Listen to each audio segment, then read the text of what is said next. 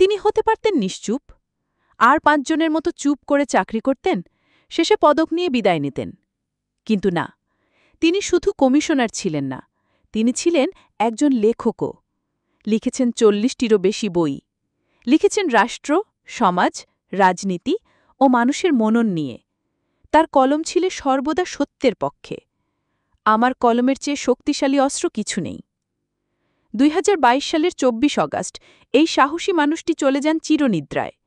কিন্তু প্রশ্ন থেকে যায়, এমন লোকের কণ্ঠ আজ যদি নির্বাচন কমিশনে থাকত, তাহলে কি আজ এতটা নাটকীয় ও প্রশ্নবিদ্ধ হতো আমাদের নির্বাচন?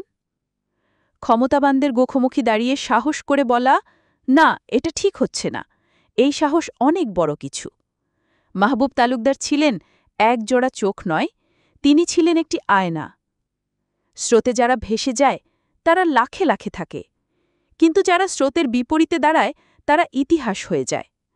মাহবুব তালুকদার ইতিহাস হয়েছেন কারণ তিনি সত্য বলেছিলেন।